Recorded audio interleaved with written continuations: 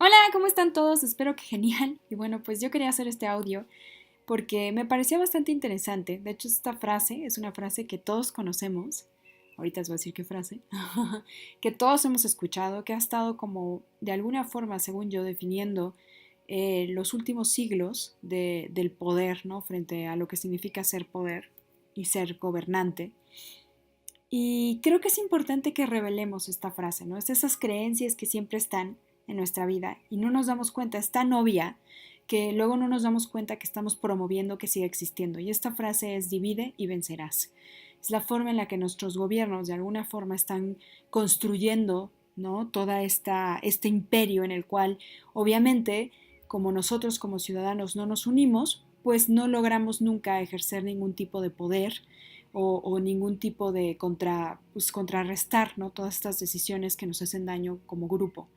Entonces no nos vemos como un grupo y se nos alienta a seguir viviendo como separados, ¿no? Esta frase en general, en realidad más bien se decía divide et impera. Esa es como la frase original, que era una frase de Julio César y que prácticamente se traduce como divide y vencerás, como es la que conocemos normalmente, pero en realidad su traducción yo creo que es mucho más real, es dividir para reinar. Esa creo que es la traducción desde mi punto de vista, es divide y reina, es la parte como que es más fuerte, ¿no? Porque eso es lo que sucede. Lo que hacían en general y lo que se hace actualmente es eso.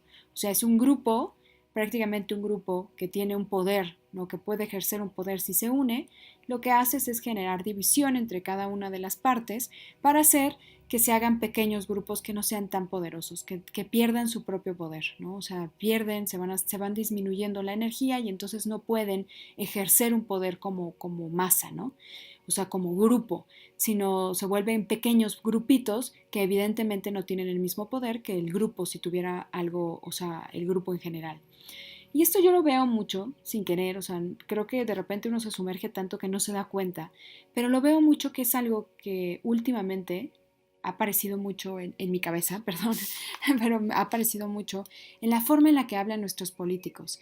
Y no hablo solamente de México, obviamente hablo de otros países, pero esta forma en la que siempre hablan de un enemigo, hablan de un adversario, hablan de alguien que está fuera, ¿no? Una otredad que es peligrosa, ¿no? Y también la manera en la que yo voy dividiendo al pueblo. Generalmente lo que he visto que hacen o la estrategia es que buscan algo que sea en común del pueblo, algo que lo denomine, ¿no? Por ejemplo, en Estados Unidos, una de las cosas determinantes es la migración. O sea, Estados Unidos es un país de inmigrantes y de migrantes, o sea, al final son inmigrantes, o sea, eran personas que venían de otro país, que vinieron aquí, les valió y tomaron como el poder y el control de ese país, ¿no? Entonces, al final del día estamos hablando de que un país construido por migrantes en algún momento genera esta idea de que los migrantes son malos, ¿no? Que vienen y nos quitan, que vienen y son el enemigo, ¿no? Que hay que vencer, que hay que desaparecer pues un poco lo que nos uniría, porque obviamente si yo estoy viviendo una situación que en algún momento ya vivió mi familia y lo estoy viendo en mi hermano, ¿no? Digo mi hermano, o sea, mi vecino o la persona que está llegando, yo podría unirme con esa persona porque al final tenemos muchas cosas en común, ¿no? O sea, estamos viviendo la misma situación que yo viví en algún momento, ellos están viviendo esa situación, entonces yo de alguna forma lo podría ayudar y podríamos generar algo mucho más grande. Me refiero a más trabajo, a una mayor estabilidad, a una forma mucho más rica, a una cultura mucho más rica. Y en vez de pensar eso, yo, este, se genera en mí, o bueno, se alienta a que tengamos una idea del enemigo como migrante y entonces yo me vuelvo mi propio enemigo, ¿no? Entonces yo voy a buscar que esas personas, lo que podría unirnos, que es la situación que tenemos en común, que los dos somos migrantes, se vuelve él mi enemigo porque yo llegué 2 días antes que él. Y esto es lo que hacen mucho ese tipo de gobiernos, porque también lo vemos aquí en México. Una cosa que nos caracteriza como sociedad es que somos una sociedad mestiza, somos una sociedad que ya no tiene estas, o sea, ya no está, digamos que todos tenemos mezcla de todos, ¿no? En general todo el mundo es así, pero bueno, nos engañamos y pensamos que somos únicos, etcétera. Pero no entremos en esos detalles, más bien vamos a ver esta parte de que somos una sociedad mestiza. Y en realidad lo que se nos alienta no es a pensar en que somos una sociedad mestiza, que todos tenemos un poco de todos y está increíble, sino lo que se nos alienta a pensar es que yo valgo más si soy más blanco tú vales menos si eres moreno, ¿no? Esta parte de tener este estigma social todavía tan fuerte y alentar esta idea de que ya hay una, o sea, se puede decir que ya hay una caracterización, ¿no? Si tú eres blanco, entonces tienes un cierto nivel socioeconómico, tienes una cierta educación, tienes más acceso, tienes mejores trabajos, y si tú eres moreno, entonces tienes menos nivel socioeconómico, tienes menos y entonces genera ese rompimiento en la sociedad. Y en vez de unirnos como mexicanos, porque al final lo somos, y nos una como toda esta diversidad que tenemos, lo que hace es que nos fragmenta cada vez y se nos alienta a fragmentarnos más. Entonces, ¿qué pasa? Pues que no nos podemos unir. Pese a tener un sentido común, o sea, me refiero a un objetivo común como país, como ciudadanos, o sea, todos queremos un México más seguro, todos queremos un México más, con mejores oportunidades laborales, con mejores sueldos, y en vez de unirnos, nos vamos segregando, nos vamos separando. Y entonces hay personas que siguen creyendo que hay que matar a los ricos, que hay que desaparecer a los burguesitos, que no sé qué, y habla como toda esta parte despectiva, y hay personas que siguen pensando que la gente, o sea, que el moreno es el naco. ¿Por qué? Porque simplemente se me ocurrió decirle así. O sea, y creo que yo tengo derecho sobre ellos porque, o sea, el señor está trabajando, no sé, como cadenero, que yo no soy fan, la verdad, de los antros por ese tipo de sistema, pero bueno, en fin. Y yo llego y lo denigro porque creo que lo puedo denigrar. ¿Por qué? Porque, o sea, porque se me ha enseñado que valgo más por una situación o valgo menos por otra. Y yo creo que es tiempo de que cortemos esta idea. O sea, dejar de vivir esa segregación y de continuar alentando a que siga pasando. O sea, tenemos que cambiar la forma en la que percibimos, pero también tenemos que exigir que nuestros políticos dejen de generar más segregación. Entonces, hay una idea general que está ya convirtiéndose en un aspecto de la personalidad que es la pobreza en México, la pobreza y la riqueza, ¿no? ¿Qué significa ser rico? ¿Qué significa ser pobre? Entonces, de repente la pobreza se venera al punto de que hace que perdamos la meta, o sea, perdamos el objetivo. Entonces, en vez de estar buscando una mejora para México, estamos buscando de alguna forma alentar, ¿no? A que este espíritu se una, ¿no? De este espíritu de, ay, no, pobres, los pobres que se sacrifican, que sufren, el pueblo, el verdadero mexicano, ¿no? Todas estas tonterías se nos alientan y creemos realmente eso, ¿no? Algo que me parece muy interesante, por ejemplo, y lo he visto últimamente, que a mí me gustan mucho las artesanías mexicanas y me he metido muchísimo porque me fascinan, o sea, me fascinan, real me fascinan. Y últimamente ha pasado varias cosas que me parece interesante ver porque he visto que varios pueblos como que están empezando a reclamar los derechos de autor porque dicen, oye, pues cómo vas a utilizar imágenes, ¿no? Que tienen que ver con las cosas que yo hice, que me parece bastante válido, es cierto, o sea, si hay derecho de autor en una ilustración, ¿por qué no habría derecho de autor en una escultura o en una ilustración hecha por un artista, un artesano mexicano, ¿no? Ahí el rollo es que dicen, bueno, es que son cosas que ya llevan milenios, ¿no? Ahora, si yo, como una mujer que nació en el Distrito Federal, que quizá no tiene las mismas, el mismo bagaje cultural que ellos tienen, ¿no? No tiene como estas raíces, etcétera, quiero utilizar el mismo lenguaje, ¿por qué tendría yo, o sea, por qué soy menos mexicana para utilizarlo? O sea, creo que eso es ese problema, o sea, a mí de repente como que me hace pensar mucho esa situación porque digo, es chistoso porque por un lado se nos habla del mexicano, ¿no? Y se nos dice que todos somos mexicanos, pero por otro lado se nos segrega porque dicen, no, no, no, bueno, o sea, tú sí eres mexicano, pero tú eres mexicano del DF, tú quédate aquí en tu cajita, ¿no? No te muevas, tu lenguaje es tu forma de vivir es esta, esto es tú. Y él es el mexicano indígena que vive en este lugar y hasta un poquito como medio, veía una chica que está muy padre, se las recomiendo, que se llama Elise, es algo así. Bueno, se los voy a poner en los comentarios. Está muy padre porque ella pues hace análisis, ¿no? Y una de las cosas que analiza es como la percepción de Disney de todos los grupos étnicos, ¿no? Y de cómo la denigra en esta necesidad de exaltarla. Y de repente creo que eso es lo que nos pasa, no nos vemos realmente como una unidad, nos vemos separados de lo que somos, nos vemos separados de los indígenas y creo que eso tiene que cambiar, ya no es como indígenas y mexicanos, no sé, civilizados, ¿no? Entre comillas, porque esa es la percepción, sino somos mexicanos. Entonces tenemos que buscar la unión. Tenemos que buscar la unión en todos los sentidos y que los valores también, o sea, una cosa es importante, darnos cuenta que aquello que luchan esas personas es tan importante como si lo luchara tu hermana. O sea, así es. Uno de los casos que veía hace poco, que me impresionó muchísimo, una mujer indígena que fue violada por varios militares. Esta mujer fue violada a los 15 años y tardó 15 años en aprender español porque dice ella que iba a la procuraduría, entregaba su denuncia y como no había nadie que hablara su dialecto, se burlaban de ella, decían que era una indígena que se fuera, que nadie le iba a creer, se reían porque nadie le entendía y nunca le pusieron ningún traductor. Entonces ella tuvo que aprender español para poder hacer la denuncia. Y eso me duele mucho, la verdad, o sea, debo aceptarlo, o sea, sí me da muchísimo coraje. Y me da mucho coraje porque no entiendo por qué diablos la denuncia de una mujer, no, de una niña de 15 años es menos que la denuncia de una niña de 15 años indígena, es menos que la denuncia de una niña de 15 años de Polanco. O sea, no es menos, es lo mismo.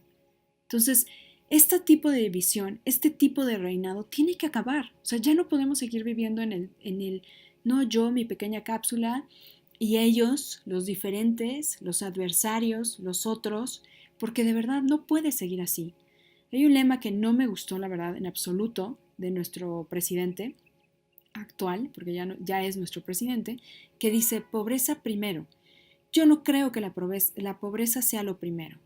Creo que más bien se tiene que enfocar en enriquecer el país, para que todos tengamos oportunidades. No se trata aquí de un fragmento del país, se trata de que todo el país necesitamos que cambie, que se modifique. Y si nos unimos, somos más fuertes. Ahí está nuestro poder. Si nos unimos como ciudadanos, no hay manera que nos puedan detener. Entonces, una cosa que veo mucho, y creo que, pues no sé, si trabajan aquí en México y son mexicanos y han salido han salido de una carrera, etcétera, imagino que la mayoría ha pasado por esa situación de decir, no puede ser que me paguen tan poco. O sea, real. O sea, yo me acuerdo que cuando salí de la universidad, yo buscaba trabajos en otras partes del mundo y encontraba así, obviamente, pues era difícil, ¿no? Porque pues necesitas una visa y necesitas muchas cosas, pero veía un poco como los rangos del sueldo. El sueldo que le pagaban a un diseñador junior en Estados Unidos, en Canadá o en Inglaterra, iba desde los 20,000 pesos en adelante. O sea, hasta máximo a lo mejor les pagaban 22,000 pesos. Aquí en una revista estúpida, porque no tengo otra palabra para decirlo, que se llama Merca 2.0, que define cuáles son los precios que le tienen que pagar a la gente, ahí pone que un diseñador senior está entre un rango de 19,000 pesos hasta 22,000, lo cual hace que tú en tu vida laboral no puedas crecer más. Entonces, ese tipo de cosas, si nosotros no nos unimos y aceptamos trabajos mal pagados y permitimos que se nos exija más, porque aparte, de verdad, yo he visto los currículums y de repente, bueno, más bien las ofertas de trabajo y de repente es como que dices, ¿es neta? O sea, te piden ya que manejes casi, que sepas hacer, no sé, drones y que además de que puedas editar videos, puedas dibujar en 3D, hacer malla, ¿no? Ya así todo, así te piden, bueno, perdón que hable así como tan específico, pero eso es en un tipo de trabajo, ¿no? En un tipo de profesión. Y una vez iba, me acuerdo, en el metrobús y de repente se voltea un señor, estaba hablando con su hijo y le dice, ay hijo, pero pues o sea, ¿de qué hablas? Y a los profesionales apenas si les pagan 6,000 pesos, a ti te van a pagar 6,000 pesos ahorita. Y yo decía, diablos, o sea, sí es cierto. Entonces nos hemos vuelto una fábrica, de verdad, así como los chinos son la mano barata, la mano de obra barata, nosotros somos la mano, o más bien los profesionales baratos. Y creo que eso tiene que cambiar. Y la única forma en la que puede cambiar es si nos unimos y decimos, no, basta, no. Si no nos unimos, no va a cambiar. Si uno dice, ay, voy a seguir aceptando que me paguen una bicoca, aunque yo esté haciendo 500 cosas por amor al arte, porque soy una buena persona, porque la pobreza hay que venerarla, porque me enseñaron que ser pobre es bueno, esa persona está literal jodiendo a todos. Y eso es lo que está pasando con México. Y bueno, perdón, me apasiono demasiado porque me da mucho coraje de verdad. Cuando uno piensa y sabe cuál es lo que merece, qué es lo que merece, entonces de alguna forma no puede aceptar menos. ¿Nosotros merecemos eso realmente? Piénsenlo, cada uno. ¿Merecemos que nos traten así? ¿Merecemos esas malas condiciones? ¿Merecemos no tener horarios porque ya no hay horarios? O sea, ahí te ponen, ¿no? Que estaba leyendo ahí, ¿no? Que López Obrador quería que el sábado también se trabajara, ¿no?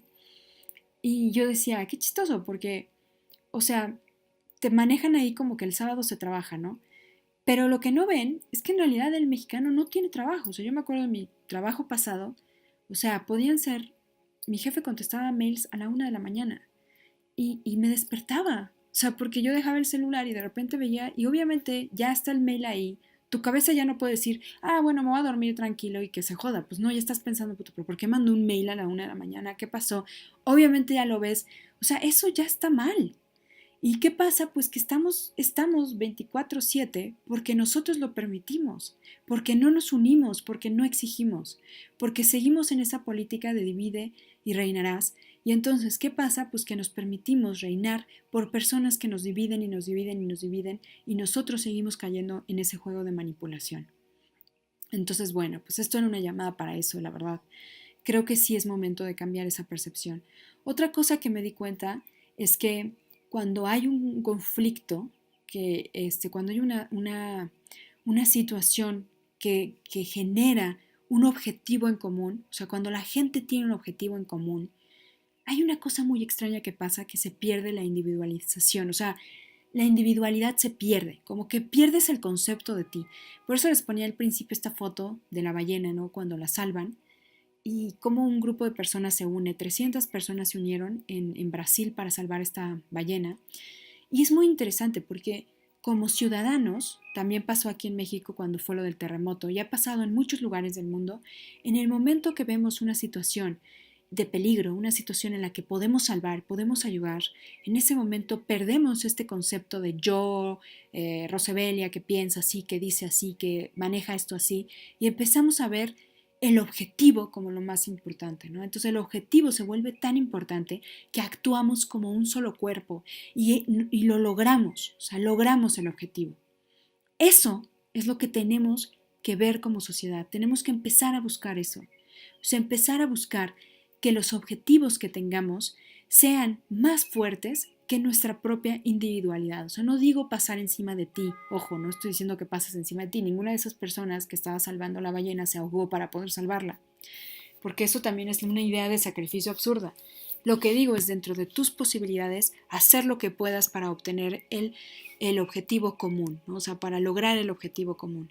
Si eso es, por ejemplo, nos suben el precio de la carne, es no compremos, o sea, si todas las mexicanas y todos los mexicanos nos ponemos la parte de decir no vamos a comprar carne hasta que bajen el precio de la carne, les aseguro que la bajan a los 3 días. Si nadie compra carne, a los 3 días, máximo a los 5. ¿Por qué? Porque toda esa carne se va a echar a perder y no le conviene eso a nadie. Entonces, ¿qué vas a hacer? ¿Sabes qué? Baja la carne, bájala de precio. Entonces, dense cuenta del poder que tenemos si nos unimos.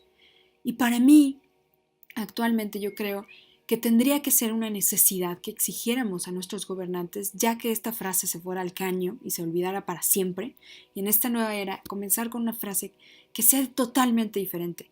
O sea, no estoy diciendo que la que estoy poniendo aquí sea como la frase, pero me parece que es lo más indicado, o sea, unir para reinar. Necesitamos eso, necesitamos gobernantes que unan al pueblo. ¿Para qué? Para que puedan reinar, porque no se trata del poder por el poder, se trata del objetivo común y el objetivo común es que México esté bien, que el planeta Tierra esté bien. Ya ni siquiera México, México también es una parte de una ilusión, ¿no? Del pensamiento, de la locura humana, ¿no? Que ha generado tantas fronteras y tantas divisiones. Que el planeta esté bien. Ese debería ser nuestro enfoque principal. El planeta, como todo, ¿no? O sea, que cada uno de los seres del planeta esté bien, que tenga todo lo que necesita, sin imponer una idea específica, o sea, con que tú pudieras tener manzanas, ¿no? Podrías tener de un desayuno, una comida, una cena, un lugar donde dormir digno, un trabajo que esté bien pagado, bien remunerado. Y no hablo así de trabajos estrafalarios, ¿no? De estos trabajos que te pagan 600,000 pesos. ¿Para qué? O sea, no. Hablo de un trabajo que te permita hacer lo que tú quieres hacer, que te permita viajar, que te permita tener una vida acomodada, una vida contenta, ¿no? Una vida feliz, ¿no? Que estés bien, que no tengas esta angustia por el dinero, por decirlo así, que puedas tú tener la posibilidad de tener educación si así lo quieres. Y eso es lo que tenemos que buscar, o sea, un lugar donde además tengas, o sea, oxígeno, o sea, que tengas una buena oxigenación. No es posible que vivamos en una ciudad tan contaminada y todavía sigan haciendo más edificios. O sea, es como, es que ya no cabemos. Neta, ya no cabemos, ya no puedes hacer más edificios, o sea, de verdad, ya no cabemos, ya no hay suficiente agua, ya cada vez, o sea, de verdad, no hay una calidad de vida. ¿Por qué no descentralizamos México, o sea, el Distrito Federal?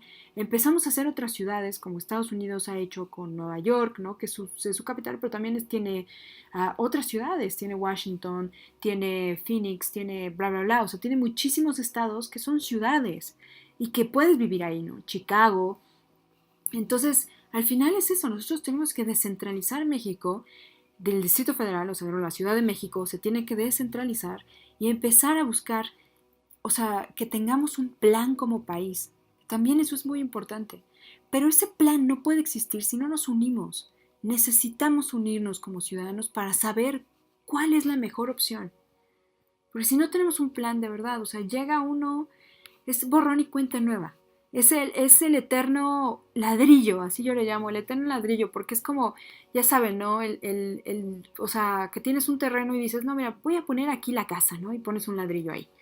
Y luego, 2 años después, ya construiste una pared, llega el primo y dice, no, no, no, no, híjoles, ¿por qué no mejor la construimos acá?